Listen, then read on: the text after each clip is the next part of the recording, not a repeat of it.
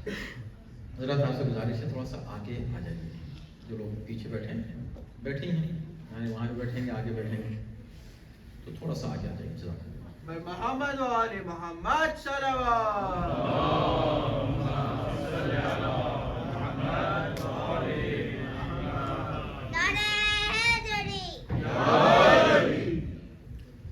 آج بھی چونکہ 8 محرم ہے اور آج جس ذات گرامی کا تذکرہ ہوگا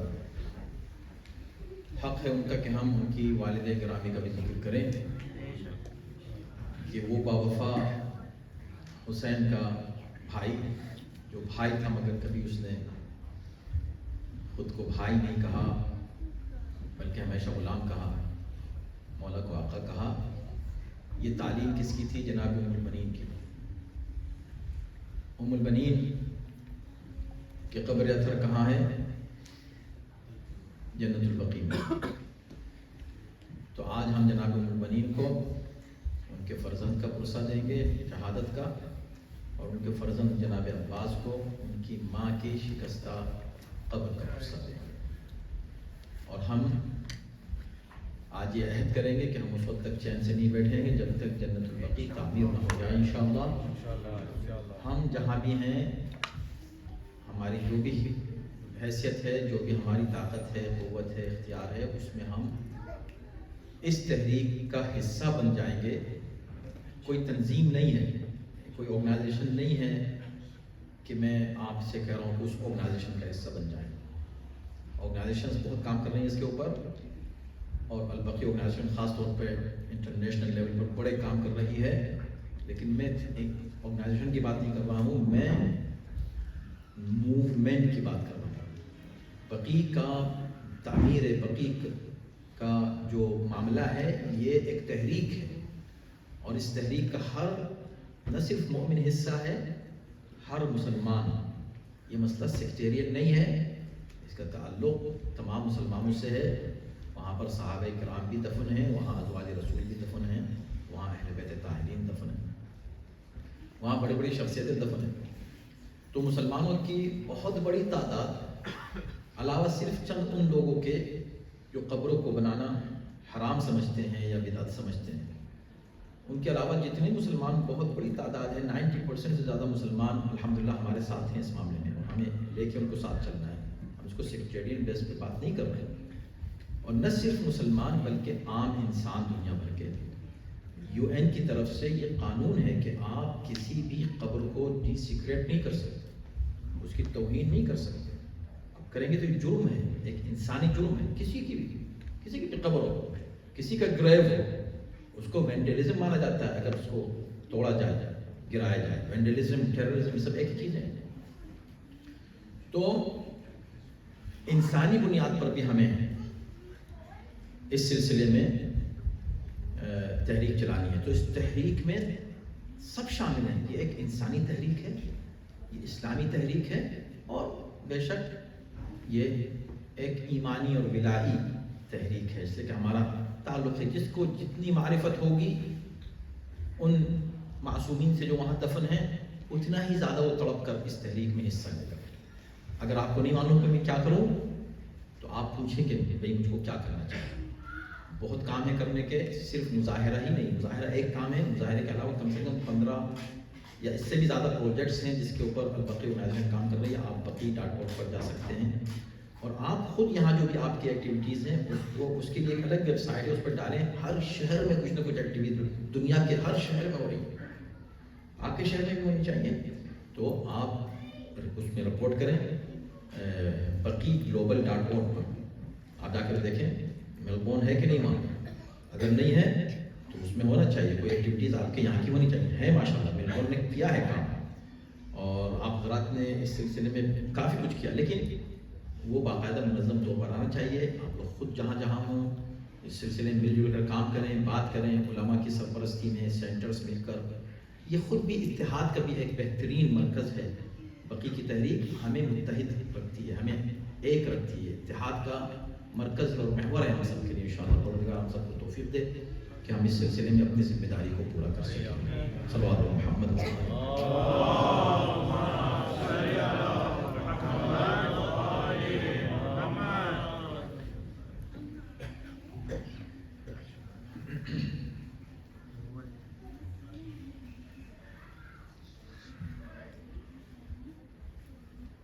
أعوذ بالله السميع العليم من الشيطان اللعين الرجيم. بسم الله الرحمن الرحيم. الحمد لله على ما أنعم وله الشكر على ما ألهم والثناء بما قدم من عموم نعم ابتدأها وسبوغ آلاء أسداها وتمام منن والاها جن عن الإحصاء عددها ونأى عن الجزاء أمدها وتفاوت عن الإدراك أبدها والصلاة والسلام على سيد الأنام سيدنا ونبينا ومولانا أبي القاسم محمد.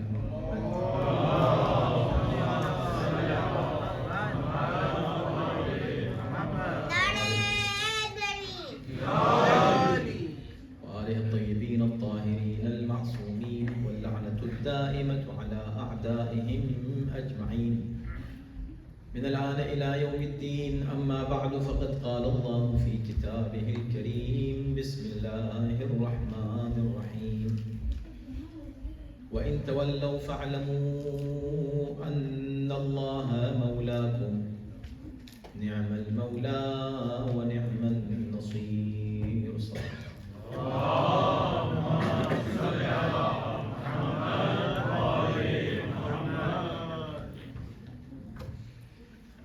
صلى محترم، پہلی تاریخ سے لے کر آج تک مسلسل سورہ انفال کے ذیل میں اور سورہ انفال کی تفسیر کی روشنی میں معرفت رسول اور درجات ایمان پر بات ہوئی تھی. ایمان کے درجات کیسے حاصل ہوتے ہیں؟ ایمان کے درجات ہوتے ہیں. وہ کیسے حاصل ہوتے ہیں؟ جب آپ کا عقیدہ مضبوط ہوتا ہے. عقیدہ کیسے مضبوط ہوتا ہے؟ جب آپ جتنا آپ کا ایمان اللہ پر، رسول پر، وما جاء بہ النبی، جو کچھ نبی لے کر آئے اس پر آپ کا عقیدہ مضبوط ہوتا ہے تو آپ کا درجہ ایمان کا اتنا ہی بلند ہوتا ہے. رسول اللہ کی معرفت کے بغیر، پیغمبر اسلام کی تعظیم کے بغیر، ان کے احترام کے بغیر انسان کسی قیمت پر مومن یا مسلمان نہیں ہو سکتا. اس لیے قرآن نے بہت زیادہ زور دیا ہے، اور یہ جو سورہ ہے یہ شروع سے لے کر آخر تک بنیادی طور پر اس کا محور یہی ہے. پہلی آیت میں ابھی تک جو ہم نے گفتگو کی، پہلی آیت میں انفال کا ذکر ہے. یسألونک عن الانفال، اور اسی میں پھر 3 نصیحتیں پہلی آیت میں کر دی گئی کہ اللہ کا تقوی اختیار کرو، متقی بن جاؤ، وہ اصلاح ذات البین. یہ بہت ہی اہم ہے یہ موضوع کہ آپس میں صلح و صفائی اور آشتی کا ماحول قائم رکھو، ایک دوسرے کی غلطیوں کو معاف کرو، محبت رکھو، پیار آپس میں، گھر میں ہو یا کمیونٹی میں. محبت تمہاری جو ہے تمہارے ایمان کا حصہ ہے. اللہ سے محبت، رسول سے محبت، اور جو اللہ و رسول سے محبت رکھیں ان سے محبت. اسی کو تولا کہتے ہیں. یہ جو لفظ تولا ہے اس کا مطلب کیا ہے؟ اللہ سے محبت، رسول سے محبت، اور اس سے محبت جو اللہ و رسول اور اہل بیت سے محبت رکھتے. اس کا ذکر کیا، اصلاح ذات البین اور اللہ و رسول کی اطاعت پر زور دیا. پھر آیت نمبر 2 سے لے کر 4 تک 3 آیتوں میں 5 مؤمن کی صفات بیان کی جو ہم نے دوسری مجلس میں بیان کی. 5 مؤمن کی صفات. یہ 5 صفات بیان کرنے کے بعد اسی آیت میں 3 جزائیں اللہ نے بیان کی کہ کیا ان کو ملے گا جن کی یہ صفات ہیں. 5 جو مومن ہوں گے ان کو اللہ کیا عطا کرے گا. انہی میں سے لہم درجات عند ربہم، ان کے لیے اللہ کی بارگاہ میں درجات ہوں گے. یہ لفظ درجات وہیں پر استعمال ہوں گے. اس کے بعد آیت نمبر 5 سے ایک واقعے کا ذکر شروع ہوتا ہے. 5 سے لے کر 14 تک واقعہ کون سا ہے؟ بدر کا واقعہ.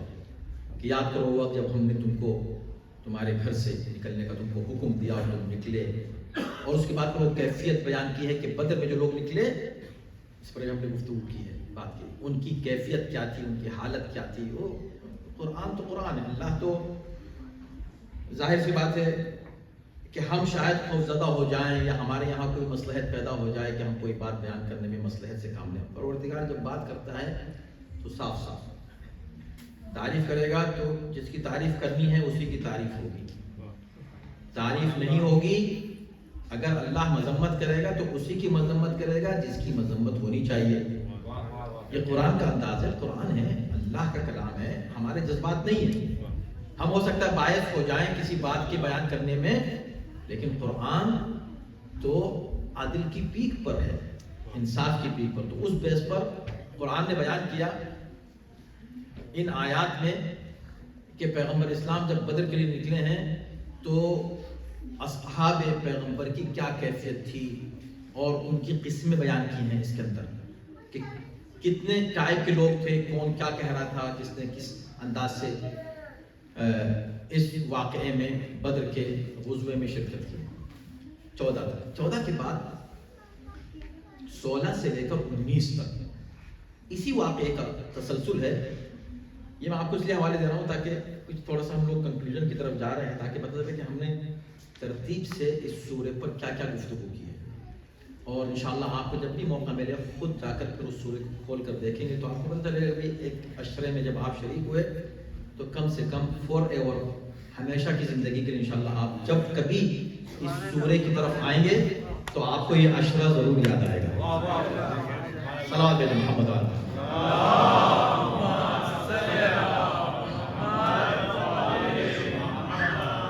جو حضرات اس سے پہلے کے جو اشرے ہیں سورہ حمد سے لے کر اور سورہ اعراف تک کے جو ہیں، وہ جو لوگ سننا چاہتے ہیں تو وہ موجود ہیں انشاءاللہ ترتیب کے ساتھ۔ اور جو تفسیر کے کلاس، یہ تو مجالس ہیں، اس لیے کہ مجالس کا ایک میں نے پہلے عرض کیا تھا کہ ایک انداز ہوتا ہے، ایک فارمیٹ ہوتا ہے، اس کو ہمیں وہ آداب جو ہیں مجلس کے اس کو ہم کو برقرار رکھنا ہوتا ہے۔ تفسیر ایک درس ہے، اس کا ایک الگ فارمیٹ ہے، اس دروس بھی موجود ہیں پورے، اور آپ کو مزہ آئے گا جب ایک بار تفسیر کا ذوق پیدا ہو جائے نا تو پھر لطف آنے لگتا ہے انسان کو، اور جو سٹریس سے ریئلی دور ہوتا ہے۔ آپ بیٹھیں قرآن پڑھیں تو آپ کو فوڈ فور تھاٹ جو وزڈم ہے ملتی ہے آپ کو قرآن سے۔ تو اب یہاں سے آیت نمبر 15 سے لے کر 19 تک کنٹینیوشن اسی کا ہے۔ میں اس کو اس لیے بریک ڈاؤن کر رہا ہوں جس حساب سے ہم نے مجلس سے آپ کے سامنے پیش کی، اس میں ایک بہت ہی اہم مسئلے کی جانب اشارہ کیا۔ اور دیکھیں ایسا نہیں ہے کہ ہم یہ تفسیر پڑھ رہے ہیں تو ہمیں کیا تفسیر سے اگر ہمیں فائدہ نہیں ہوگا تو کس چیز سے فائدہ ہوگا؟ اگر ہمیں قرآن کی تفسیر سے فائدہ نہیں ہوگا کس سے ہوگا؟ اور میں عرض کر چکا ہوں کہ تفسیر کی ایک خصوصیت یہ ہے، کبھی آپ بڑے پرجوش ہیں اور اتنے پرجوش ہیں کہ کھڑے ہو کے آپ نعرے لگا رہے ہیں، اور کبھی آپ بہت ہی سناٹے میں سن رہے ہیں۔ کیوں؟ اس لیے کہ قرآن کا اسٹائل ہے، یہ قرآن کا انداز ہے۔ میں نے عرض کیا تھا کہیں پر پہاڑ آ رہا ہے، کہیں کھائی آ رہی ہے، کہیں دریا بہ رہا ہے، کہیں پھول کھل رہے ہیں، کہیں کانٹوں کا ذکر ہو رہا ہے۔ یہ جو نیچرل آپ دیکھتے ہیں نا بیوٹی اس کائنات کی، وہی نیچرل بیوٹی قرآن کی ہے۔ سارے مضامین اس میں آ جاتے ہیں، ہر موضوع سمٹ آتا ہے۔ اخلاق کی بات ہو تو تفسیر میں ہے، فقہ کی بات ہو تو تفسیر میں ہے، عقائد کی بات ہو تو تفسیر میں ہے۔ آپ سمجھیں کہ اخلاق کے مسائل ہوں تو تفسیر میں ہے، تولا ہو تو تفسیر میں ہے، تبرہ ہو تو تفسیر میں ہے۔ یہ سب کچھ آپ کو تفسیر میں ملے گا۔ تو جو بہت ہی اہم مسئلے کی جانب ان 5 آیتوں میں اشارہ ہوا 15 سے 19 میں کیا تھا؟ وہ جنگ میں شرکت کرنے والوں کو جو اخلاقی درس دیا جا رہا ہے وہ یہ ہے کہ جب تم آ گئے ہو میدان میں، خبردار میدان سے فرار نہ کرنا، اور اس پہ جو سخت الفاظ استعمال کیے وہ میں اشارہ کر کے گزر گیا تھا، اب وقت بھی نہیں رہ گیا، اتنا ہی کافی میں سمجھتا ہوں کہ جو اذا لقيتم الذين كفروا فلا تولوهم الادبار ومن يولي يومئذ دبره الا متحرفا لقتال او متحيزا الى فئة فقد باء بغضب من الله ومأواه جهنم. خبردار اگر تمہارا مقابلہ ہو جائے میدان جنگ میں تو فرار مت کرنا، بھاگنا مت، الا یہ کہ تم واقعاً بھاگ نہیں رہے ہو بلکہ کچھ اس طرح کیا گویا حکمت عملی اپنا رہے ہو کہ جس سے تم ایک سائیڈ ہو جاؤ اور جا کر دوسرے سائیڈ سے دشمن کے اوپر حملہ کرو. اگر وہ جو پیترے ہوتے ہیں جنگ کے اگر وہ تم یوز کر رہے ہو تو اس میں کوئی حرج نہیں، یا الی فئۃ، یا ایک جگہ سے ہٹ کر ایک گروہ کے ساتھ مل کر جنگ کر رہے ہو، لیکن چھوڑ کے اس طرح چلے جاؤ کہ تمہارے ساتھی تم کو پکارتے رہیں، ساتھی تو ساتھی نبی تم کو آواز دیتا رہے اور تم جاتے رہو، تم سنو ہی نہیں نبی کی بات، یہ قابل برداشت نہیں. اور اگر ایسا کسی نے کیا اور اس نے فرار کیا فقط باء بغضب من اللہ، اسٹرانگ لفظ ہے، اس پر اللہ کا غضب ہوگا. کیا ہوگا؟ اللہ کا غضب ہوگا. وَمَأْوَاهُ جَهَنَّمَ، اور وہ شخص جہنم میں جائے گا. یہ کس سے کہا جا رہا ہے؟ کافروں سے کہ غضب ہوگا اور جہنم میں جاؤ گے. کافروں سے کہا جا رہا ہے، ان سے کہا جا رہا ہے جو مسلمانوں کی طرف سے مسلمان فوج میں ہو کر جنگ کرنے کے لیے آئے. تو کیا یہ ہمارا اور آپ کا فرض نہیں ہے کہ ہم ہسٹری میں کھنگالیں اور دیکھیں کہ کوئی ایسی شخصیت تو نہیں ہے کہ وہ اللہ کے غضب کا شکار ہوا ہو؟ کوئی اگر کوئی نہیں ٹھہرا جنگ میں، میں بہت آسان کر دوں الفاظ کو، ایسا نہ ہوں الفاظ جو کسی کے لیے دل آزاری کا سبب بنے. بھائی دل آزاری کا کیا مطلب ہے؟ یہ ہسٹری ہے، تاریخ ہے، قرآن ہے، اس پر بات کریں. اگر آپ کے نہیں آپ ان کے سلسلے میں کوئی بات نہیں کریں، وہ بڑے محترم لوگ ہیں، اگر وہ محترم لوگ ہیں تو قرآن کا تھوڑا سا احترام کر لیتا. قرآن کے بارے میں کیوں بات کر رہا ہے؟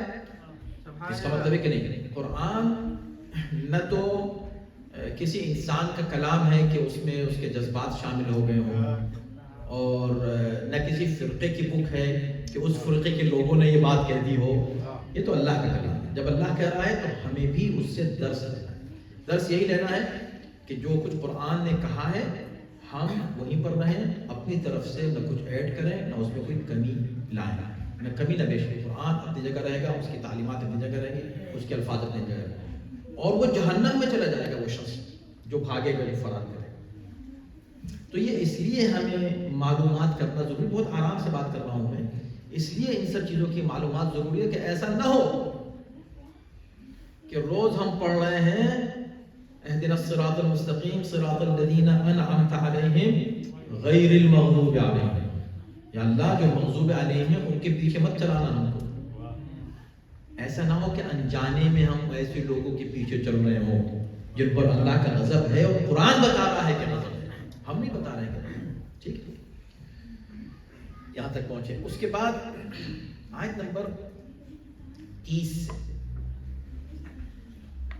20 سے نعرہ تکبیر، اللہ اکبر، نعرہ تکبیر، اللہ اکبر، نعرہ رسالت یا رسول اللہ، نعرہ رسالت یا رسول اللہ، نعرہ حیدری یا حیدری، نعرہ حیدری یا حیدری، درود محمد و آل محمد صلوات، اللہم صلی علی محمد و آل محمد. جزاک اللہ.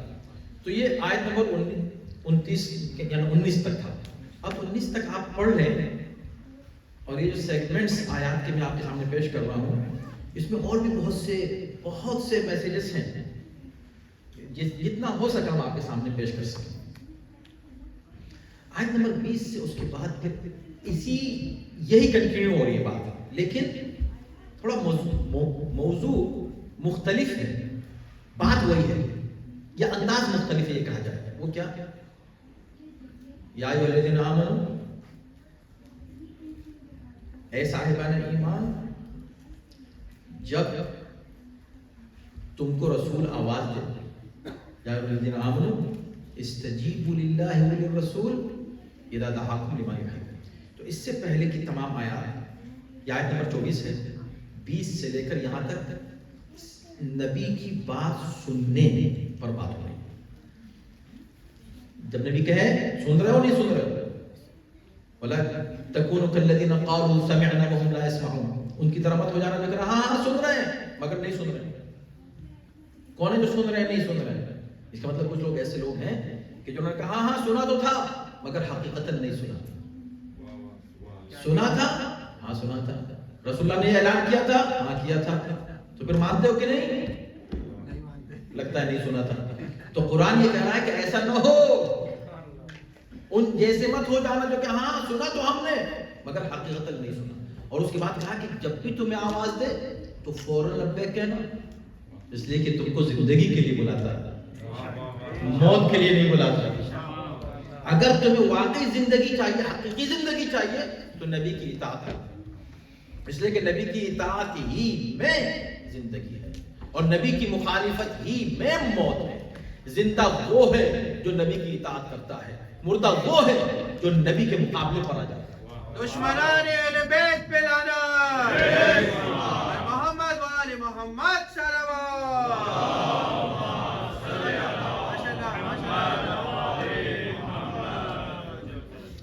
آیت نمبر 24-25 میں بھی پھر وہ اس فتنے کا ذکر کیا گیا ہے کہ ایسا نہ ہو کہ تم فتنے کا شکار ہو جاؤ، لا تصب، یعنی وہ فتنہ، واتقوا فتنة لا تصيبن الذين ظلموا منكم خاصة، اس لیے کہ کچھ امتحانات ایسے ہوتے ہیں کہ ایسا نہ ہو کہ یہ امتحان تمہارا ہو اور تم کو پتہ بھی نہ چلے اور تم یہ سمجھو کہ یہ تو صرف ظالموں سے خدا امتحان لیتا، ہم نہیں، ہم تو ٹھیک لوگ ہیں، تمہارا بھی امتحان لیتا ہے۔ فتنہ ہارون کون ہے؟ موسیٰ کے خلیفہ ہے، اخلفنی فی قوم، قرآن کہتا ہے، ٹھیک ہے۔ جب اب آپ سوچیں، عجیب ہے یہ قرآن کا اسٹائل، اور مجھے حیرت ہوتی ہے کہ کیوں نہیں قرآن کو لوگ اس انداز سے پڑھتے ہیں۔ 10 دن کے لیے موسیٰ غائب ہوئے تھے، 10 دن کے لیے، آپ کہیں گے 40 دن کے لیے، نہیں، 1 مہینے کے لیے گئے تھے، یہ کہہ کر گئے تھے میں 1 مہینے میں آ جاؤں گا۔ اللہ نے 10 دن اور روک لیا، 10 more days کا روکا۔ جب ان کو روکا تو کیا ہوا؟ قوم نے کیا کیا؟ پوری قوم نے مل کے، میرے بھائی بتاؤ کیا کیا؟ یہ قرآن کیا بتا رہا ہے؟ یہ جو واقعات پورے قرآن میں کم سے کم 7 سوروں میں طولانی تذکرے ہیں، صرف سورہ بقرہ میں 80 آیتوں میں بنی اسرائیل کا ذکر، تقریباً 70-75 آیتوں میں سورہ طٰہٰ میں تذکرہ، سورہ اعراف میں ذکر۔ یہ کیا قصے قانون کتاب ہے قرآن؟ کیا وجہ ہے کہ بنی اسرائیل کا اتنا ذکر کیا جا رہا ہے؟ حضرت موسیٰ کا تذکرہ 136 مرتبہ آیا ہے قرآن، 136 times ان کا نام آیا ہے قرآن۔ کسی نبی کا اتنا نہیں آیا۔ آدم، کتنی باتیں آدم، 25 مرتبہ آدم کا ذکر آیا ہے۔ 136 مرتبہ ایک نبی کا ذکر کیوں آ رہا ہے؟ کیا وجہ ہے؟ رینڈم ہے یہ بات؟ اچانک ہے یہ بات؟ قرآن کے لیے آپ یہ بات کہہ سکتے ہیں؟ اس کا مطلب ہے کہ کوئی ریزن ہے، اس کا مطلب ہے کوئی حکمت ہے، اس کا مطلب ہے کوئی درس قرآن دینا چاہتا ہے۔ نہیں غور کریں، خالی رکھ لیں قرآن کو، فکر نہیں کریں، توجہ نہیں کریں قرآن کا۔ یہ سوال نہیں آئیں گے ایک صاحب عقل کے جو ہے دماغ میں کہ کیوں آخر 136 مرتبہ کیوں؟ تو اس کا جواب خود قرآن نے دیا۔ اِنَّا أَرْسَلْنَا إِلَيْكُمْ رَسُولًا شَاهِدًا عَلَيْكُمْ كَمَا أَرْسَلْنَا إِلَى فِرْعَوْنَ رَسُولًا۔ دیکھو ہم نے تمہاری طرف رسول بھیجا ہے، اسی طرح بھیجا ہے جیسے فرعون کے پاس رسول بھیجا تھا۔ کون سا رسول بھیجا ہے؟ خاتم النبیین کی طرف اشارہ کر کے قرآن کہہ رہا ہے کہ ہم نے جو یہ رسول نبی بھیجا نا، آخری نبی، یہ آخری نبی ایسے ہی بھیجا ہے جیسا ہم نے فرعون کے مقابلے پر ایک نبی بھیجا تھا۔ وہ کون تھا بتانا؟ کہ وہ موسیٰ۔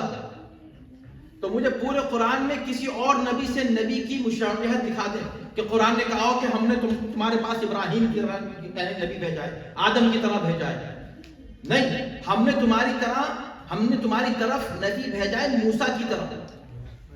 یعنی قرآن نے رسول کی تشبیہ کس نبی سے کی؟ موسیٰ سے۔ کوئی وجہ نہیں ہے اس کی؟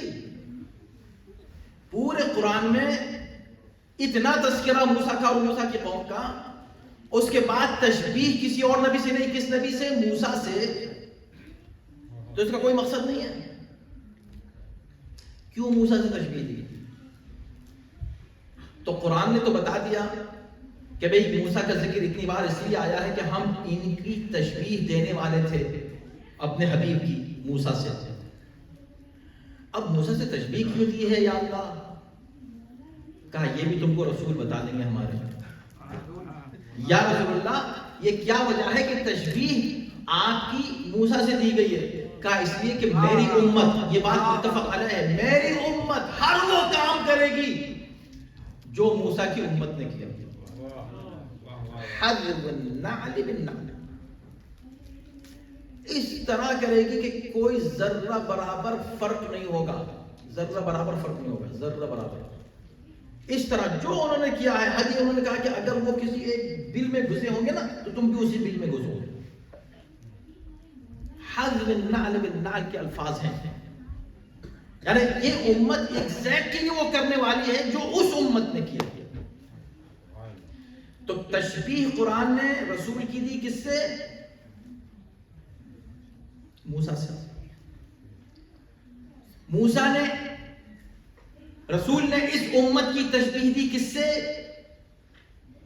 موسیٰ کی قوم سے۔ جب یہ تشبیہ ہو گئی تو ایک تشبیہ باقی رہ گئی۔ اب پوچھے کہ بھئی وہاں صرف موسیٰ اکیلے تو نہیں گئے تھے۔ اذهبا الى فرعون انه طغى، فرعون کے پاس اکیلے کو نہیں بھیجا تھا۔ خدا کہہ رہا میں نے یہ رسول بھیجا ایسے جیسے فرعون کے پاس بھیجا تھا۔ تو یا اللہ تو نے فرعون کے پاس ایسے تو نہیں بھیجا تھا۔ کہا کیسے بھیجا تھا؟ کہ قرآن یہ کہہ رہا ہے اذهبا، اے ہارون تم بھی ساتھ جاؤ۔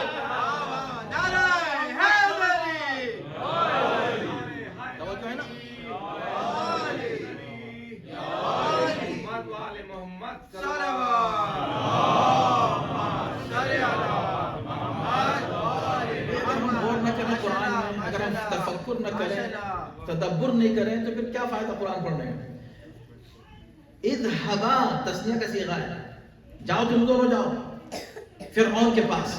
تو فرعون کے پاس بھیجا دو کو، یہاں بھی اللہ نے بھیجا، اکیلے کو نہیں بھیجا رسول کو، رسول کے ساتھ اس کا ساتھی بھیجا۔ کون؟ اب رسول اللہ نے کیا کہا علی کے لیے؟ یا علی انت منی بمنزلتی ہارون من موسیٰ، اے علی تمہاری منزلت مجھ سے وہی ہے جو ہارون کی موسیٰ سے تھی۔ ہارون کی موسیٰ سے تھی۔ تو پتہ چلا کہ اب یہ امت موسیٰ کی طرح ہے، رسول موسیٰ کی طرح ہیں، علی ہارون کی طرح ہیں۔ جب یہ ساری تشبیہ سامنے آ گئیں تو اب ذرا دیکھیں کہ بھئی یہ ہارون جو تھے ان کے ساتھ کیا ہوا، موسیٰ کے ساتھ کیا ہوا۔ یہ جب موسیٰ گئے ہیں تو کہا، قرآن کیا ہے؟ اخلفنی فی قومی، اے میرے بھائی ہارون آپ میری قوم میں میرے خلیفہ بن کر رہیے، اور میں نے جو آپ کو نصیحتیں کی ہیں ان کو فالو کیجیے، آپ ان کے ساتھ رہیے۔ میں ابھی ہو کر آتا ہوں، چلے گئے، ایک مہینے میں آ جاؤں گا، ایک مہینے میں نہیں آئے، وقت ایک دن زیادہ ہوا، 2 دن زیادہ ہوئے تو سامری نے کہا لوگوں سے کہ بھئی دیکھو اب وہ نبی نہیں آنے والے ہیں اور ہم ایک کام کرتے ہیں، پوری ڈیٹیل ہے۔ اس نے ایک بچڑا بنایا، بچڑا بنا کر اس نے یہ کلیم کیا. دیکھیں آپ پیک دیکھیں، یعنی کہ جب پلٹتی ہے قوم کس طرح پلٹتی ہے. پوری قوم پلٹ گئی. اس کو کیا بنایا؟ اس بچڑے کو خلیفہ نہیں بنایا، اس کو نبی بھی نہیں بنایا، خدا بنا دیا. پوری قوم اس کو پوجنے لگی. ایک نہیں، 10 لوگ نہیں، 100 لوگ نہیں، پوری قوم. اور پوری میں ایکسیپشن ایسے نہیں کہ 4 آدمی رہ گئے ہو وہ نہیں پوج رہے ہو، علاوہ ہارون کے کوئی بچا ہی نہیں ایسا جس نے اس کی پوجا کی. کتنے دن میں؟ کتنے دن میں؟ کہاں ہے مسلمان؟ یہ مسلمان میرے بھائیوں پلیز، یہی سوال جو میں تم سے کر رہا ہوں اگر خدا تم سے قیامت میں کرے، یہ جو تم کہتے ہو یہ کیسے ہو سکتا ہے کہ رسول کے بعد امت پلٹ جائے اور جو نبی نے اعلان کیا اس کو نہیں مانے؟ سب پلٹ جائیں گے، سب پلٹ جائیں گے، کوئی نہیں مانے گا. ارے پلٹ جائیں گے نہیں، پلٹ گئے. قرآن کہہ رہا ہے پلٹ گئے، پوری امت پلٹ گئی. وجہ بتاؤ کیوں پلٹی ہے؟ اور پلٹی بھی کس بات پر؟ خدا ایک بچڑے کو اس پوری امت میں، اور وہ امت جن کو ابھی خدا نے بچایا ہے فرعون سے، یہ نہر پار کر کے اس طرف آئے ہیں، سارے معجزات اپنی آنکھوں سے دیکھے ہیں. اس امت نے، اس دیکھنے والی امت نے کیوں، کیا ہوا ایسا کہ جو اتنی فوراً پلٹ گئی؟ کا وجہ یہ ہوئی کہ رسول ان کے درمیان نہیں رہے. پتا چلا کہ جب رسول تھوڑے دن کے لیے غائب ہو جاتے ہیں تو پوری امت پلٹ جاتی ہے.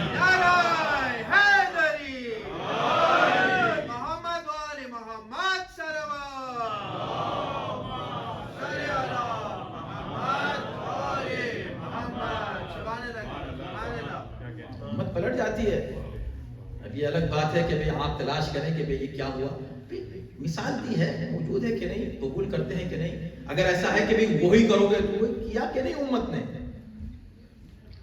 صرف ہارون باقی ہے. اب یہ میرا موضوع چونکہ یہ نہیں ہے اس وقت، میں نے صرف ایک لفظ کو ایکسپلین کرنے کے لیے آپ کے سامنے جلدی سے خلاصے کے ساتھ یہ بات پیش کرتی ہوں کہ جب یہ سب کے سب چلے گئے اور پوجا کرنے لگے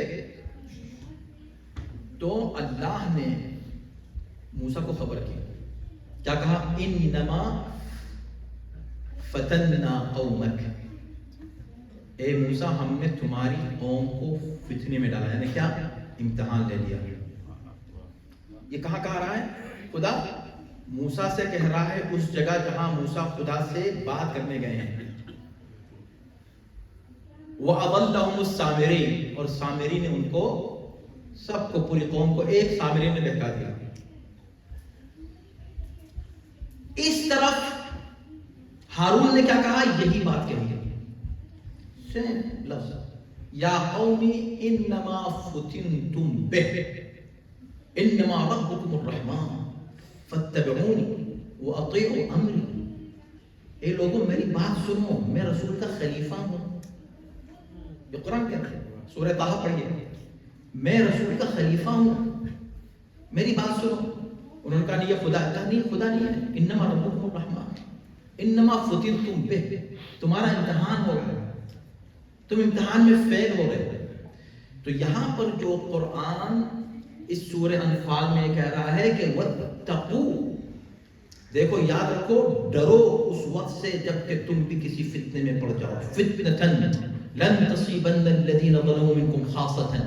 صرف ایسا نہیں کہ صرف وہ لوگ جو ظالم ہیں وہ اس فتنے میں پڑیں گے. امتحان میں تمہارا بھی امتحان ہوگا، پوری امت کا امتحان ہوگا، پوری قوم کا امتحان ہوگا. تو لفظ فتنہ استعمال کیا ہے؟ امتحان. امتحان، اللہ امتحان لے گا اس امت کا بھی. اور جناب ہارون یہ کہہ رہے ہیں امت سے کہ تمہارا امتحان ہو گیا. انما فتنتم بہ، کس بات میں امتحان ہو گیا؟ اس چیز میں. پھر وہ کہہ رہے ہیں کہ میری بات سنو، تمہارا رب رحمان ہے، یہ نہیں ہے، یہ بچڑا نہیں ہے. مگر کسی نے ہارون کی بات نہیں سنی. کس کی سنی؟ سامری کی. سب نے سن لی. یہ کیسے ہوا؟ بتا دیں چلیں. جب آپ بتا دیں گے کہ کیسے ہوا تو پھر ہم بتائیں گے کہ یہ کیسے ہوا. آپ آرام سے غور سے کسی کی مت سنیے، میری بات مت مانیے. آپ یہ مت کہیے کہ بھائی یہ کیا، آپ صرف سن لیجئے کہ میں کیا کہہ رہا ہوں، جا کے اس کی ریسرچ کر لیجئے. اس سے پہلے کہ قیامت کے دن آپ سے پوچھا جائے، اس سے پہلے کہ قبر میں آپ سے پوچھا جائے، اس سے پہلے کہ آپ سے سوال کیا جائے کہ تم نے اتنے سا غور نہیں کیا تھا، قرآن روز پڑھ رہے تھے، تم نے کبھی نہیں سوچا کہ یہ پوری امت پلٹی کیسے؟ اور جس کو خلیفہ معین کر کے گئے ہیں موسیٰ، اس کی بات کیوں نہیں سنو؟ وہ کہہ رہے ہیں اتبعونی واطیعوا امری، بھائی میری بات سنو، میری اطاعت کرو. وہ کہہ رہے ہیں نہیں، ہم آپ کی بات نہیں سنتے. کس کی سنیں گے؟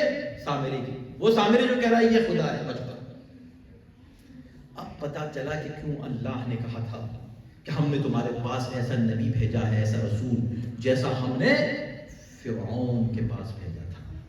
اور کیوں رسول اللہ نے کہا کہ یا علی تم کو وہی نسبت حاصل ہے جو ہارون کو موسیٰ سے حاصل تھی، یعنی تمہارے ساتھ بھی وہی سب کچھ ہونے والا ہے جو ہارون کے ساتھ ہوا. میری امت سب کچھ وہی کرے گی. لیکن اب اس میں یہ تو پتا چلا کہ موسیٰ کون ہے. توجہ کیجئے گا، یہ تو معلوم ہو گیا کہ موسیٰ کون ہے اس امت کا. یہ بھی پتا چل گیا کہ ہارون کون ہے اس امت کا. یہ بھی پتا چلا کہ یہ امت کیا ہے اور اس کی تشبیہ کس سے دی گئی ہے. اب جو چیز رہ گئی ہے وہ دو چیزیں ہیں تلاش کرنا، کہ بھئی اس امت کا سامری کون ہے اور اس امت کا بچڑا کون ہے. صلوات بھیجا محمد و آل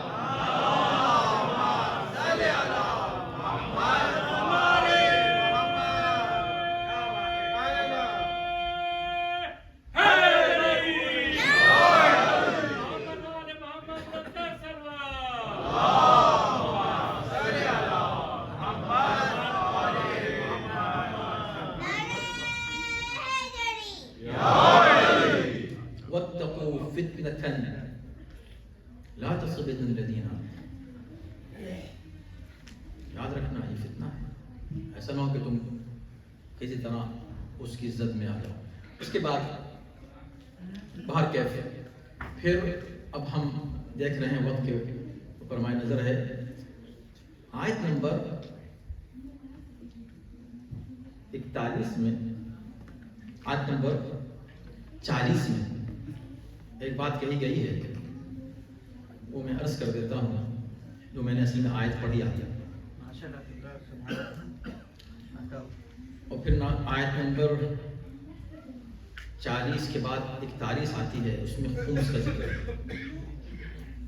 اس کے بعد 42 آیت ہے، اس میں بھی ایک میسج دیا گیا ہے کہ لِيَهْلِكَ مَنْ هَلَكَ عَنْ بَيِّنَةٍ وَيَحْيَى مَنْ حَيَّ عَنْ بَيِّنَةٍ. یہ اصل میں ایک فارمولہ قرآن دے رہا ہے اسلام کی حقیقت کیا ہے. یہ جو جنگ بدر ہوئی اس کے ریزننگ پیش کی جا رہی ہے کہ یہ جو کچھ ہوا اللہ نے اس میں معجزات بھی دکھائے، یہ حالات بھی اس طرح کریٹ ہوئے. تو اللہ نے کہا کہ بات یہ ہے کہ میں یہ چاہتا ہوں، خدا کہہ رہا ہے کہ میں یہ چاہتا ہوں کہ لِيَهْلِكَ مَنْ هَلَكَ عَنْ بَيِّنَةٍ. اس میں کچھ لوگ ہلاک ہوئے، مر گئے، کچھ لوگ زندہ رہے. توجہ کیجیے، جو مر گئے وہ یہ نہ کہیں کہ ہم کو پتہ نہیں تھا کہ حق کیا ہے، اور جو زندہ ہیں وہ یہ نہ کہیں کہ ہمارے سامنے حق واضح نہیں ہوا. جو مرے اس پر بھی حجت تمام ہو جائے، جو زندہ رہ جائے اس پر بھی حجت تمام ہو جائے. کیا مطلب؟ یعنی اسلام صرف عقل کا، حجت کا، بینے کا، دلیل کا مذہب ہے. دلیل کے ساتھ، یعنی جو شخص بھی اگر جی رہا ہے تو دلیل کے ساتھ، اگر مرے تو دلیل کے ساتھ. تو جب یہ قانون بن گیا تو اس کا مطلب ہے کہ قرآن یہ کہہ رہا ہے کہ ہم نے جو معجزات بھی اسی لیے دکھائے. اب بھی اگر کوئی ان دلائل کو قبول نہ کرے تو وہ ہلاک ہوا ہے. ہلاک ہوا ہے دلیل آنے کے بعد ہلاک ہوا ہے، اور اس کا جرم بہت بڑا ہے اس سے کہ جس نے کوئی دلیل نہیں دیکھی اور مر گیا، دلائل کے بعد ہلاک ہوا ہے. تو آئیے میں وہ آیت نمبر 40 پڑھ دیتا ہوں، اس کے بعد 41 پر بھی اگر گفتگو کا وقت ملا جلدی. اور اس کے بعد اور انہیں اگر دیکھا جائے تو یہی تسلسل ہے آیت نمبر 45 تک. کہ ہم آج 45 تک جو ہے کور کر لیں گے، 46 سے کل گفتگو ہوگی، اور باقی جو مجلسیں 3 رہ گئی ہیں وہ پوری گھروں کی مجلسوں میں بھی ہم انشاءاللہ اسی کو کنٹینیو کریں گے تاکہ پورے سورے کا ایک خلاصہ انشاءاللہ اینڈ میں آپ کے سامنے آ جائے. صلوات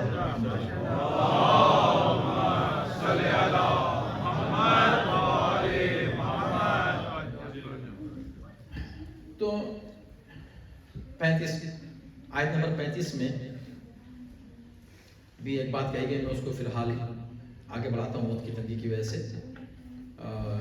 مختصر یہ کہ اس میں یہ بات کہی گئی ہے کہ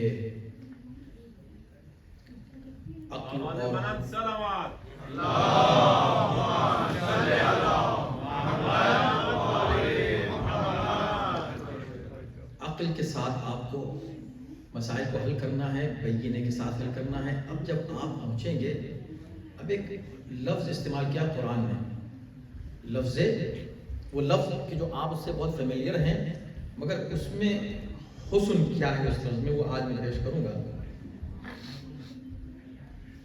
لفظ ہے لفظ مولا. لفظ مولا سورہ انفال میں استعمال ہوا ہے. اس پہ بہت بحث ہوتی ہے نا کہ مولا کا مطلب کیا ہے. خیر بہت سے مفاہیم ہیں مولا کے، لیکن سنیے چھوٹی سی آیت ہے، آپ کو یاد بھی ہو جائے گی. اور ایک بات اور ہے کہ جب بھی موقع ملے چھوٹے چھوٹے جملے قرآن مجید کے یاد کر لیا کیجیے. روز اگر آپ ایک آیت یاد کریں، اس عشرے میں 10 آیتیں آپ کے پاس ہوں، چھوٹی آیتیں، چھوٹے ٹکڑے ایٹ لیسٹ آپ یاد کر سکتے ہیں. تو وَإِن تَوَلَّوْا، کافروں کی بات ہو رہی ہے اس سے پہلے، اور کہا جا رہا ہے کہ اگر یہ لوگ نہیں مانے تو تم فکر مت کرنا. وَإِن تَوَلَّوْا فَاعْلَمْ، تو تم کو پتہ ہونا چاہیے کیا، ان اللہ مولاکم، کہ اللہ تمہارا مولا ہے. تو معلوم ہونا چاہیے کہ اللہ تمہارا مولا ہے. اگر آپ سننے کے لیے راضی ہیں تو اس میں کوئی تقریباً 5 سے 10 منٹ کے درمیان وقت لگے گا اس کی وضاحت کے لیے.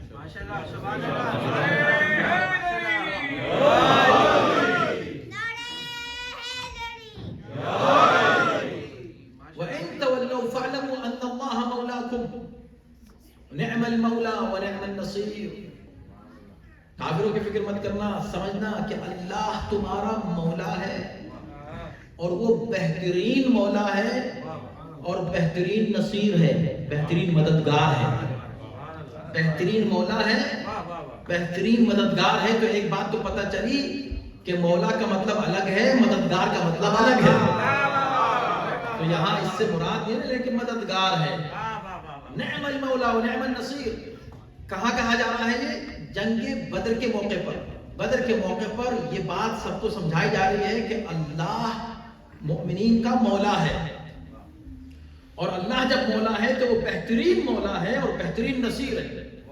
اب دلچسپ بات یہ ہے کہ اس سورے میں بات ہو رہی ہے بدر کی، لیکن جتنے اصول مرتب کیے جا رہے ہیں، مثلا فرار کا مسئلہ کہ فرار مت کرنا، مثلا یہ کہ ثبات قدم کی بات ہو رہی ہے، اور ثبات بھی اس انداز سے کہ عجیب انداز میں، کیا عرض کروں کہ ساری باتیں نہیں عرض کر سکتا ہوں.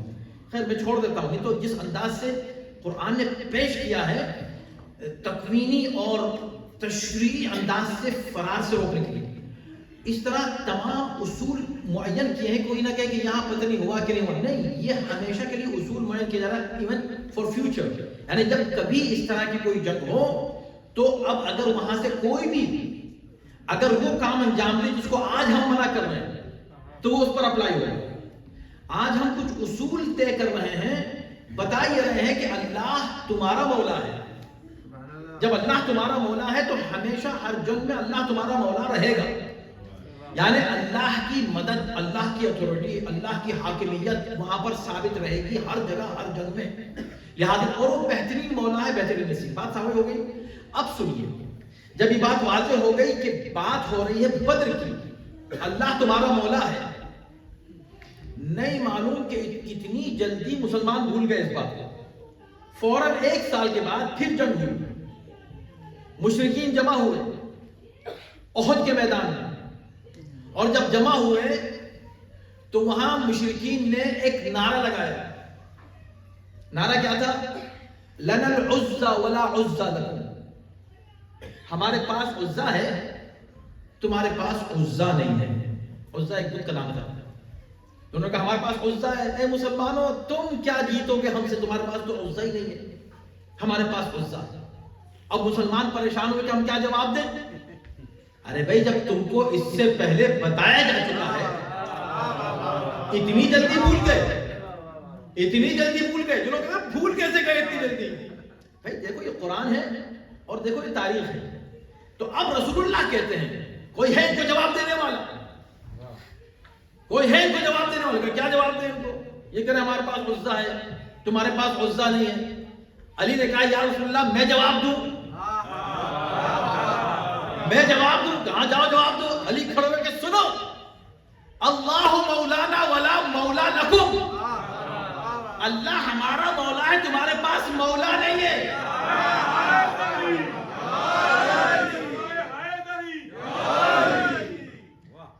اور ایک عجیب کیا قرآن کی بلاغت ہے, اللہ اکبر, کیا میکینزم ہے قرآنی آیات کا. مجھے خود اتنا لطف آتا ہے, میں کیا بتاؤں. کبھی کبھی میں اس کو شاید پیش بھی نہیں کر پاتا, لیکن میں خود لطف لینے لگتا ہوں اس میں. سورہ محمد میں اللہ ارشاد فرما رہا ہے کہ ذالک بأن اللہ مولا الذین آمنوا وأن الکافرین لا مولا لهم. مولا پر بحث کرنے والے سورہ محمد کی آیت نمبر 8 پڑھیں. قرآن کیا کہہ رہا ہے؟ کہہ رہا ہے کہ بھئی ان کو جو بھی سزائیں کافروں کو دی گئی ہیں اس کا سبب یہ ہے, ان کی ذلت کا سبب یہ ہے, ان کی اس کمزوری کا سبب یہ ہے, ان میں جو بھی خرابیاں ہیں اور برائیاں اس کا سبب کیا ہے. ذالک بأن اللہ مولا الذین آمنوا, اس کا سبب یہ ہے کہ اللہ مؤمنین کا مولا ہے.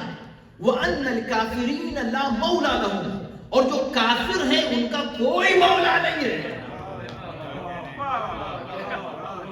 بھئی یہ قرآن کہہ رہا ہے, یہ قرآن کہہ رہا ہے, میں نے کہا کیا کہ کافروں کا کوئی مولا نہیں ہے. یعنی کافروں کی ایک صفت یہ ہے کہ ان کا کوئی مولا نہیں ہے. وَأَنَّ الْكَافِرِينَ لَا, میں نہیں کہہ رہا ہوں, تو قرآن کے پھر الفاظ دہرا رہا ہوں. یاد رکھو مومن جو ہیں ان کا مولا ہے, اور جو کافر ہیں ان کا مولا نہیں ہے. تو مومن اور کافر کو کیسے پہچانے؟ کہا جس کے پاس مولا ہے وہ مومن ہے. وَأَنَّ اللَّهَ مَوْلَى الَّذِينَ آمَنُوا, اللہ ان کا مولا ہے جو صاحبان ایمان ہیں. وَأَنَّ الْكَافِرِينَ لَا مَوْلَى لَهُمْ, اور کافروں کا کوئی مولا نہیں ہے. جو بات قرآن کہہ رہا ہے سورہ محمد میں, جو بات قرآن کہہ رہا ہے سورہ انفال میں, اسی بات کو علی جا کر وہاں کیا کہہ رہے ہیں؟ تم نے کہا تمہارے پاس عزا ہے. ابے یہ عزا کیا کرے گا؟ 3 بت تھے ان کے پاس, ان میں سے ایک کا نام تھا عزا. تو وہ عزا کو لا تو منا تو عزا سنا ہوگا آپ نے, تو عزا ہے ہمارے پاس, تمہارے پاس عزا ہے کہ تمہارے پاس عزا نہیں ہے. مسلمانوں تم بغیر عزا کے ہو. علی نے جواب کیا دیا؟ کیا جواب دیا؟ اللہ مولانا, اللہ ہمارا مولا ہے. ولا مولا لکم, تمہارا کوئی مولا نہیں ہے, تمہارا کوئی مولا نہیں ہے. اچھا اب پتہ چلا کہ علی نے احد کے میدان میں اللہ کی ولایت کا اعلان کیا, کافروں کے سامنے کیا. کس نے کیا؟ اللہ کو مولا کس نے بتایا؟ کس نے کہا کہ اللہ مولا ہے کافروں سے؟ علی نے. اللہ نے کہا رسول حل جزاء الاحسان الا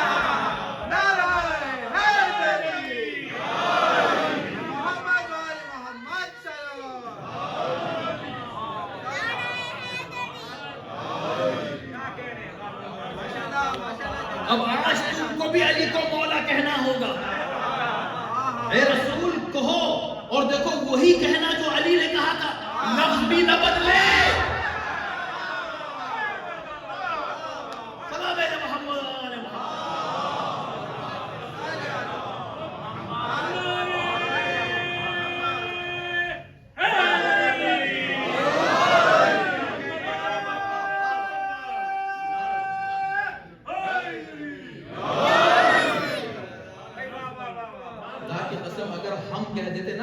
تو لوگ ہمیں کب سے کافر کہہ دیتے, مشرک, غالی, وہ لفظ بول رہے ہو علی کے لیے جو اللہ کے لیے ہے. علی کو مولا کہہ رہے ہو؟ مولا تو اللہ ہے. اللہ مولا الذین آمنوا، اللہ مولا ہے، تم نے علی کو مولا کہہ دیا. سبحان اللہ. پیغمبر اسلام نے جب اعلان کیا تو یہی کہہ کے اعلان کیا، اللہ مولایا وانا مولا المؤمنین ومن کنت مولاہ فہذا علی مولا. اللہ میرا مولا ہے، میں مومنین کا مولا ہوں، اب میں جس کا مولا ہوں اس کے علی مولا ہوں. وانا مولا المؤمنین، میں مومنین کا مولا ہوں. تاکید کی، یاد رکھنا. کل مت کہہ دینا کہ بھئی یہ مولا کا مطلب کیا ہے. مولا کا مطلب یہ کہ میں مومنین کا مولا ہوں. میں مومنین کا کہا کہ میں مومنین کا مولا، کسی اور کا نہیں، مومنین کا مولا. وہ تو پوری کائنات کا مولا ہے، مگر مانیں گے صرف وہ جو مومن ہوں گے. اور مجھ کو وہی مانے گا جو علی کو مانے گا، علی کو وہی مانے گا جو مجھ کو مانے گا. جس کا میں مولا ہوں اس کے علی مولا.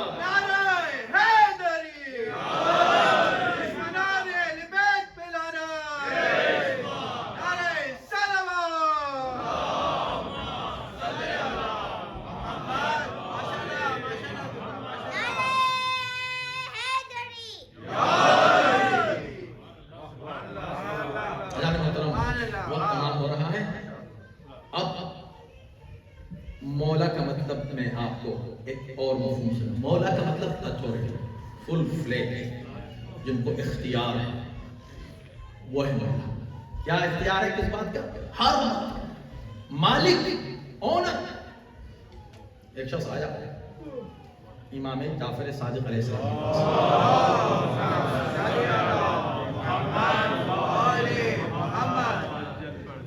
اور کہا کہ مولا میں حج کے لیے آیا ہوں، یہ کچھ پیسے ہیں، میری خواہش ہے کہ میں مدینے میں ایک مکان خریدوں، یہ میرے لیے مکان لے لیجیے گا. میں آؤں گا پلٹ کر حج سے تو آپ سے وہ بینامہ لے لوں گا، وہ جو رجسٹری ہے وہ لے لوں گا، مجھ کو آپ دے دیجیے گا، میرے لیے آپ مکان خریدیں گے. تو ٹھیک، پیسے لے لیے. وہ چلا گیا. ان پیسوں کو امام نے خرچ کر دیا، غریبوں کو دے دیا. توجہ کیجیے، مولا کا مفہوم کیا ہے؟ دے دیا، غریبوں میں تقسیم کر دیا. یہ واپس آیا، کہا مولا مکان لیا، خریدا؟ کبھی خرید لیا. میں امام معصوم کی بات کر رہا ہوں. جی خرید لیا. تو مولا رجسٹری لی؟ کہ ہاں رجسٹری. کلا قلم لاؤ. قلم آیا. اب کبھی قلم آ جاتا ہے کبھی نہیں آتا.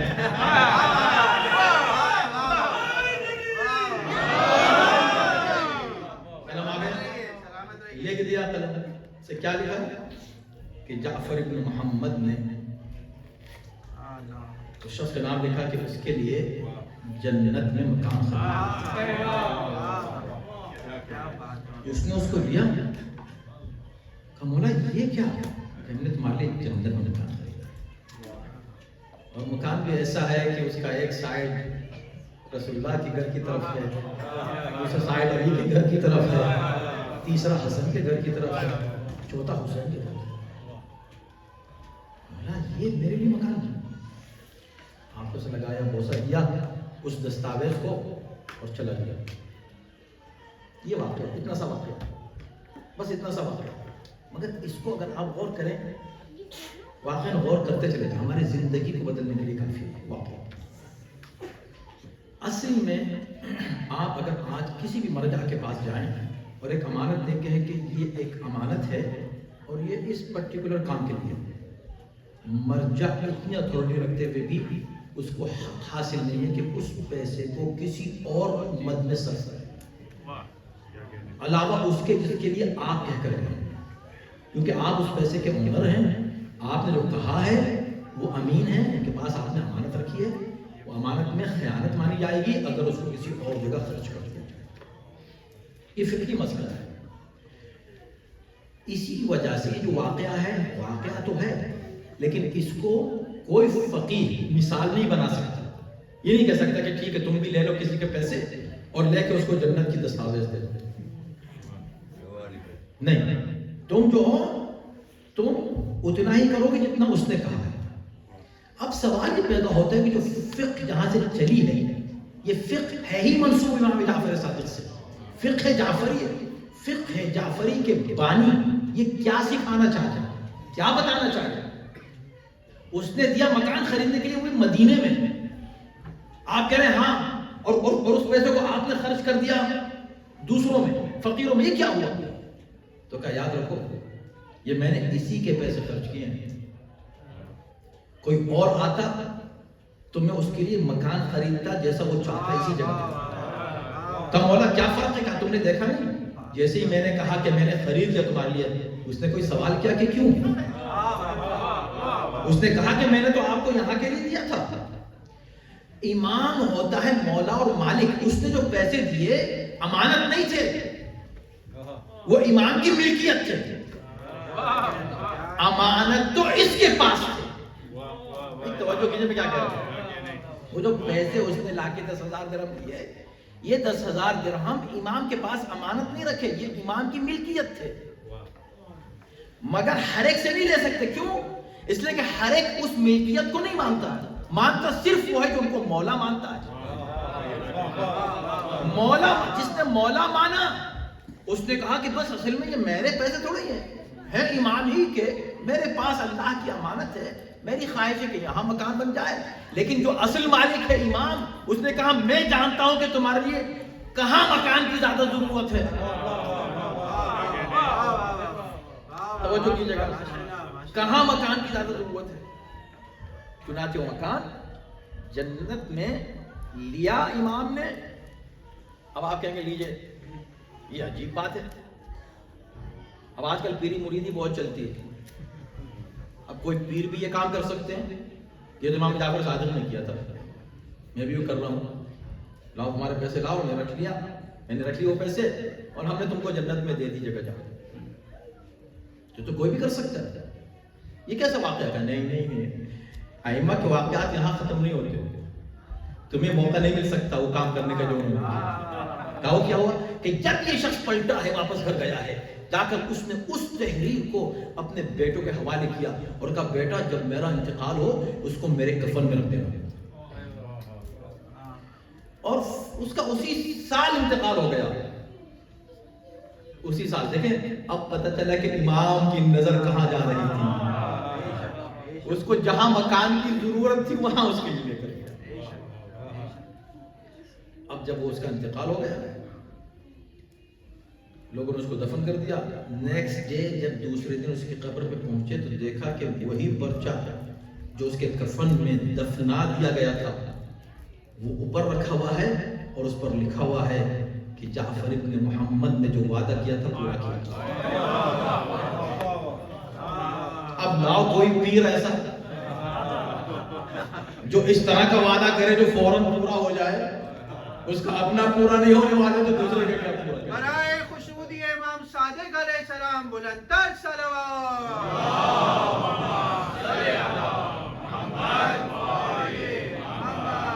تو سمجھے یہاں مسئلہ ولایت کا تھا. یعنی چونکہ امام مولا ہوتا ہے انہیں اجازت کی ضرورت نہیں ہے. اجازت فقہی اعتبار سے جو ٹیکنیکل فقہی ایشوز ہیں ان لوگوں کے لیے کہ جو امام نہیں مان رہے ہیں وہاں پر پھر وہ اس کے اندر سے اگر وہ کہتا کہ مولا آپ نے ایسا کیوں کیا، جیسے کہتا کیوں، اس کو پیسے فوراً مل جاتے واپس کہ رو بھیا اپنے پیسے رکھتے ہوں اپنے پاس رہا. لیکن وہ خوش ہوا، امام کو معلوم تھا یہ مولا مان رہا ہے، یہ مجھ کو مالک نہیں. بات سمجھ میں آ گئی. اب یہ بات میں نے اس لیے آپ کو سنائی، واقعہ پہلے سنا دیا، آیت بعد میں سنا اور یہی ختم کروں گا، فکر نہ کریں، کافی تاخیر آ گئی. آیت نمبر 40 میں نے آپ کے سامنے پڑھی تھی نا مولا کی. اس میں مولا کا ذکر ہے 40 آیت نمبر. 41 میں کیا کہا جا رہا ہے؟ وَاعْلَمُوا أَنَّمَا غَنِمْتُم مِّن شَيْءٍ فَإِنَّ لِلَّهِ خُمُسَهُ وَلِرَسُولِهِ وَلِذِي الْقُرْبَى وَالْيَتَامَى وَالْمَسَاكِينِ وَابْنِ السَّبِيلِ. یاد رکھو کہ تم جو کچھ بھی حاصل کرتے ہو اپنی زندگی میں، کمائی تمہاری جتنی بھی کمائی ہے اس میں سے 5واں حصہ اللہ، رسول اور اہل بیت کی ملکیت ہے۔ اللہ، رسول اور ذوی القربہ، اہل بیت، 3 کا ذکر کیوں کیا؟ کیا اس لیے کہ اس سے پہلے مولا کا ذکر ہو چکا ہے، یہی تینوں مولا ہیں۔ اب تمہیں خمس ادا کرنا ہے۔ اگر تم نے خمس ادا کرنے میں آنا کانی کی اور کسی طرح کی کوتاہی کی، اس کا مطلب یہ ہے کہ تم نے انہیں مولا ہی نہیں مانا۔ بھئی مولا کا مطلب یہ ہے کہ خمس کر رہے ہیں، جتنا تم نے کمایا خرچ کر دیا، خرچ کر کے جو بچا اس میں سے 20% وہ اللہ کو دے دو، رسول کو دے دو، اہل بیت کو دے دو۔ اتنا دے دیں 20%، 20% زیادہ ہے۔ آپ جو ٹیکس دیتے ہیں وہ بچت میں سے دیتے ہیں، سیونگ میں سے دیتے ہیں، یا آمدنی میں سے دیتے ہیں؟ وہاں دینا پڑتا ہے، رائٹ؟ یہاں ایسا نہیں، یہاں آمدنی میں سے نہیں ہے، یہ رحمت پروردگار ہے، اسی کا مال ہے جو آپ کو دیا ہے۔ بھائی مولا کون ہے کہ ہم جس گھر میں رہتے ہیں نا، یہاں پر آ جائیں، آنے کے بعد ہم سے کہیں میں مہدی چلو نکلو اس گھر سے۔ اب وہ اور بات ہے کہ میرا گھر ایسا ہے کہ میں نکل گیا تو کیا میرا نقصان ہے؟ اگر کسی کا ماشاءاللہ شاندار گھر ہے، وہاں سے نکلو۔ اگر کہہ دیا کیوں تو کہ نہیں، پھر تم بیٹھو تم ہی ہو۔ لیکن جو مولا مانگ رہا ہے اس کو کہہ سکتے ہیں کہ چلو تم یہاں سے نکلو اور بھائی تم یہاں آ جاؤ، یہ گھر میں نے تم کو دیا اور یہ گھر میں تم کو دیا۔ آپ نہیں کہہ سکتے یہ تو میں نے کمایا ہے، تم نے کمایا ہے تو پھر رکھ لو اپنے پاس۔ ہم تو ان سے بات کر رہے ہیں جو ہم کو مولا مانتے ہیں۔ اب اگر واقعاً مولا مان رہے ہیں تو کبھی خمس ادا کرنے میں کوتاہی نہ کریں، کیونکہ سارا ان کا ہے، وہ تو صرف 20، وہ تو ان کی رحمت ہے، وہ ان کا لطف و کرم ہے کہ وہ ہم سے کہہ رہے صرف 20% دے دو، وہ نہیں کہہ رہے کہ پورا دے دو، 20% یہ خمس۔ آیت نمبر 41 پڑھ لیجیے گا اور 45 تک پڑھ لیجیے گا تاکہ ہم اس کے آگے کل انشاءاللہ گفتگو کر سکیں۔ تو خمس واجبات میں سے ہے، ہمیں ادا کرنا ہے، حق اہل بیت ہے۔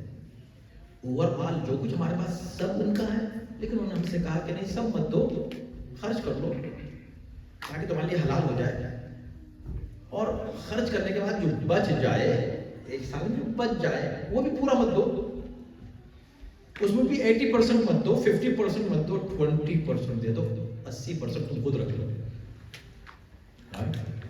یہاں جو چالاکی ہوتی ہے نا، جس کی وجہ سے لوگ اس سے زیادہ خرچ کر دیتے جتنا وہ ارادہ کر کے نکلتے ہیں۔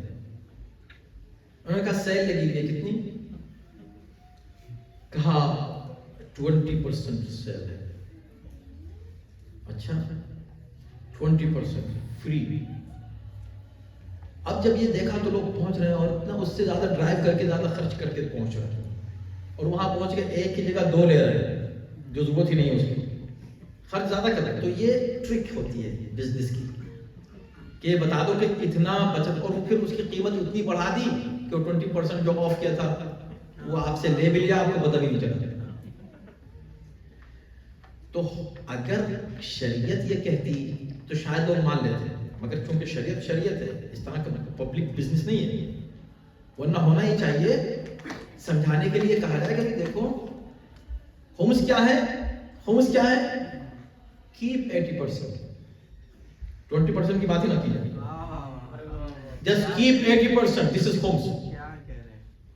یہ بزنس لینگویج ہے، آپ سمجھ میں؟ اچھا کیپ کہہ رہے ہیں، کیپ کہہ رہے ہیں، مگر کیونکہ خدا ہے، خدا تو خدا ہے، خدا تو اصل مالک ہے، اسے ٹرک کی ضرورت نہیں ہے، وہ تو سیدھی سیدھی بات کرتا ہے، وہ کہتا ہے کہ 20% دے دو۔ ابھی جو دے دو ہے یہ خطرناک ہے، یہ دے دو والا ذرا خطرناک ہے۔ اگر رکھ لو 80% رکھ لو تو ہاں رکھ لو، کہہ رہے رکھ لو، اللہ کہہ رہا ہے یہ سب رکھ لو، یہ سب رکھ لو، یہ بھی ہم تم سے اپنے لیے نہیں مانگ رہے ہیں، یہ بھی تمہارے ہی لیے مانگ رہے ہیں، اس کا فائدہ بھی تم کو ہوگا۔ تو خمس ادا کریں، کسی قیمت پر بھی اگر واجب ہے، اگر ابھی تک نہیں ادا کیا ہے تو پوچھیں علماء کرام سے کہ ہم خمس کیسے ادا کریں۔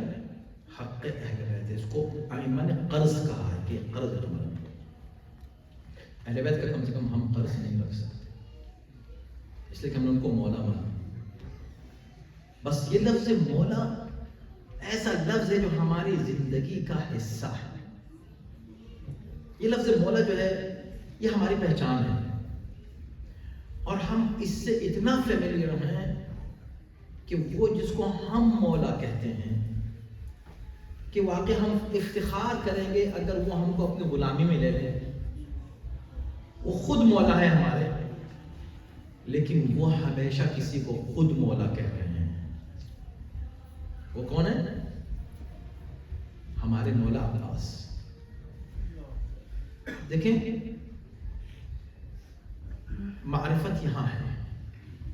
لوگ جب وفا کی عباس کی بات کرتے ہیں، عباس کی وفا، عباس کی وفا، بہت سے لوگوں کو سمجھ نہیں آتا کیوں اتنی وفا کی بات ہوتی ہے، وفادار تو اور بھی ہوتی ہے۔ بھئی دیکھیں اگر حبیب ابن مظاہر وفادار ہوں اور حسین کی بات سنیں اور ہمیشہ حسین کو مولا کہیں، قابل تعریف ہے بات، لیکن وہ بات نہیں ہے جو عباس ہمیشہ حسین کو مولا کہیں۔ کیوں؟ اس لیے کہ عباس اسی باپ کے بیٹے ہیں جس باپ کے بیٹے حسین ہیں۔ کبھی تو دنیا سے کہتے کہ دنیا والوں میں بھی حسین کا بھائی ہوں، کبھی نہیں کہا بھائی ہوں، ہمیں حسین کا غلام ہوں۔ کیوں؟ اس لیے کہ اس ماں کے بیٹے ہیں کہ جب گھر میں داخل ہوئے تو داخل ہوتے سب سے پہلا جملہ کہا بچوں سے، کیا کہا؟ یہ کہا بچوں میں تمہاری ماں بن کر نہیں آئی ہوں، میں تمہاری خادمہ بن کر آئی ہوں۔ علی سے کیا کہا؟ نام کیا ہے جناب ام البنین کا؟ نام ہے فاطمہ۔ جب علی نے آواز دی فاطمہ، فوراً آ گئی، ہاتھوں کو جوڑ کر اس کی مولا مجھے اس نام سے نہ پکارا۔ کیا بات ہے؟ کہا جیسے آپ نے کہا فاطمہ، میں نے دیکھا بچوں نے چاروں طرف دیکھنا شروع کی، لگتا ہے بچوں کو ان کی ماں فاطمہ یاد ہے۔ میں فاطمہ کے احترام میں چاہتی ہوں کہ آپ مجھے فاطمہ نہ پکاریں۔ علی نے کہا پھر ہم تم کو پکارتے ہیں ام البنین۔ ام البنین یعنی کیا؟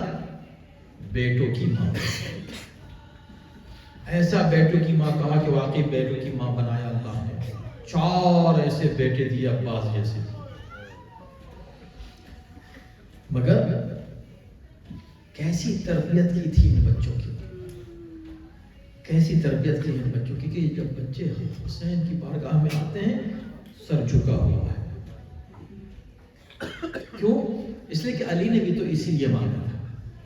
عباس کو پتا تھا کہ مجھے کیوں طلب کیا گیا، اسی لیے طلب کیا گیا تاکہ میں حسین کا ساتھ دے سکوں کربلا،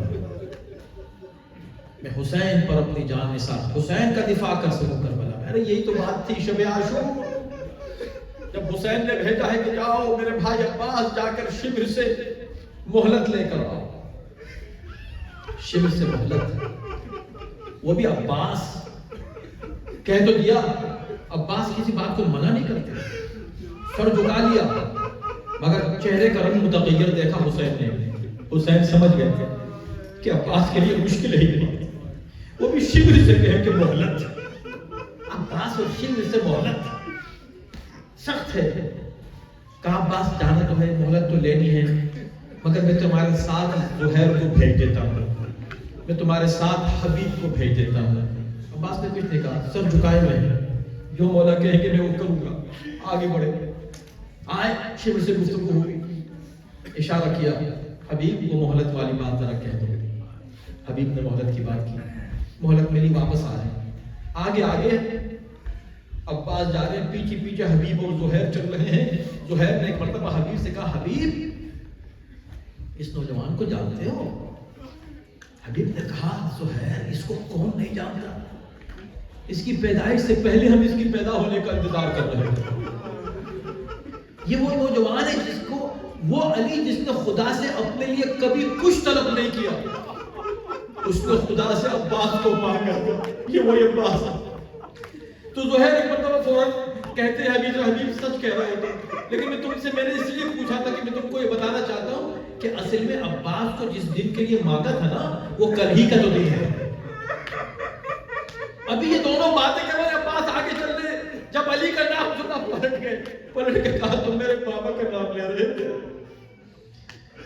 تم میں سے کسی نے میرے باپ کا نام لیا تھا؟ زہیر نے کہا ہاں ہم نے تمہارے بابا کا نام لیا. کہا ایسی رات میں اس شب عاشور میں ایسی کیفیت میں مجھے ویسے ہی میرے بابا یاد آ رہے تھے. تم نے بابا کو کیسے یاد کیا جلدی بتاؤ. کہا عباس ہمیں آج تمہارے بابا اس طرح آئے جب ہم نے تم کو دیکھا ہے, آج تمہاری شان دیکھی ہے, جس انداز سے تم سوار ہو کر گھوڑے پہ باہر نکلے اور میدان میں آئے ہو مہلت لینے کے لیے. بس ہمیں ایک بات یاد آ گئی. کیا یاد آئی؟ کہا تمہارے بابا کہا کرتے تھے کہ میں نے عباس کو کربلا کے لیے مانگا ہے, اور جس دن کے لیے مانگا عباس اصل میں وہ دن کل آنے والا ہے, کل کا دن ہے وہ عاشور. یہ سننا تھا کہ عباس تاریخ کہتی کہ ایک انگڑائی گھوڑے کی رکابٹ ٹوٹ گئی, آواز دیا یا زہیر, اے زہیر کیا تم مجھ کو جوش دلا رہے ہو؟ چلو میں یہاں رکا ہوا ہوں, تم جاؤ میرے آقا سے اجازت لے کر آؤ. خدا کی قسم اگر میں صبح ہوتے ہوتے حسینی پرچم کوفے کی دیواروں پر نہ رہا تو مجھے علی کا بیٹا لگے نا. آواز بلند ہونی تھی کہ ایک مرتبہ حسین کے کانوں میں آواز پہنچی, حسین چلے.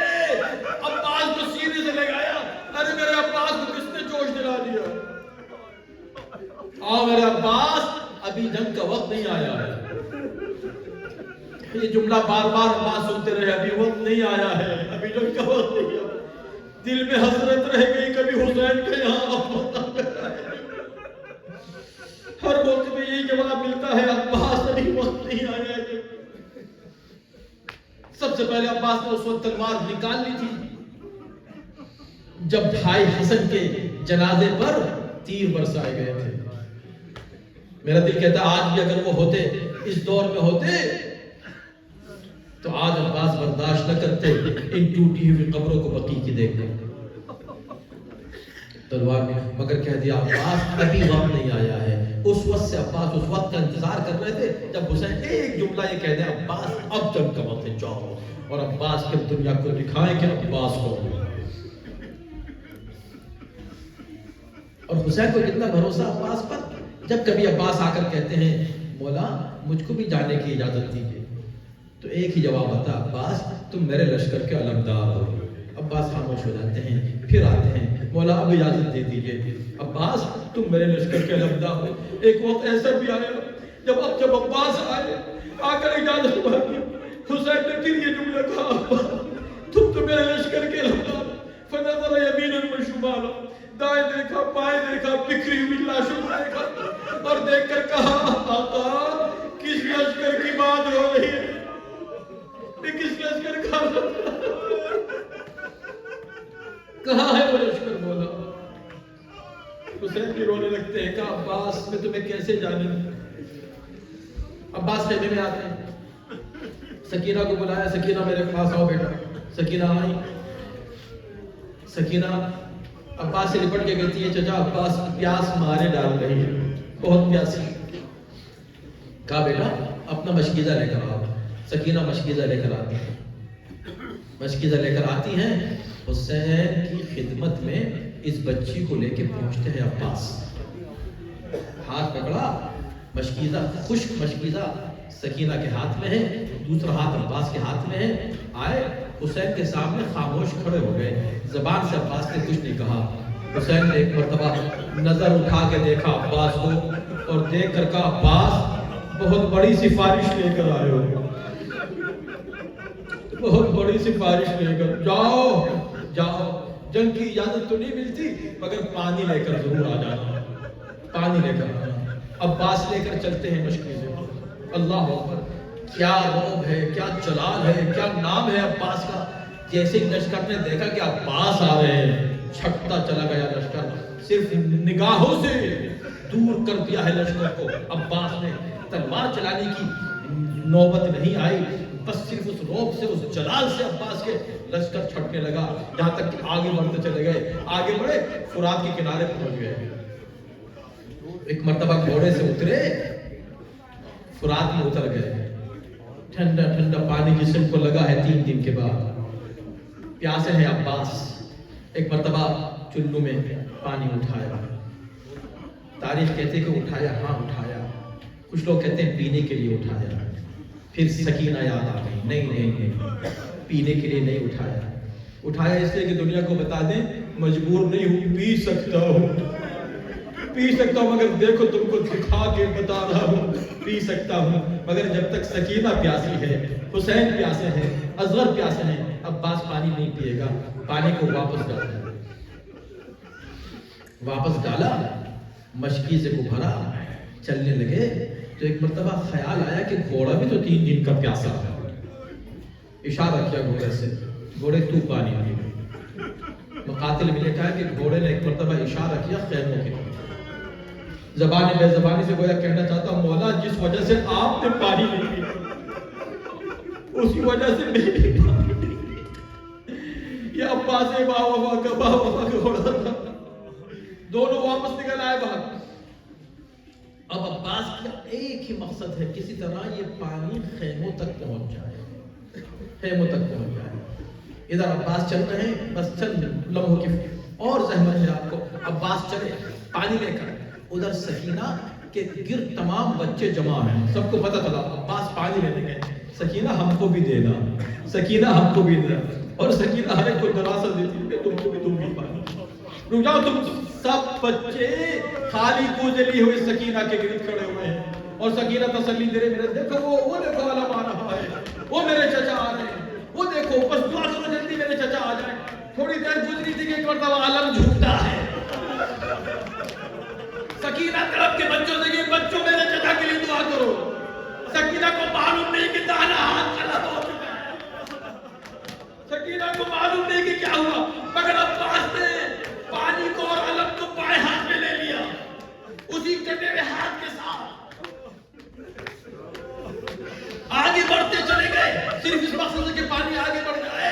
ایک مرتبہ پھر جھکتا ہے علم، پھر سکینہ پریشان ہوتی ہے، معلوم نہیں تھا کہ اس بار عباس کے پریشان ختم کر دیا گیا، پریشانی کو ختم کر دیا،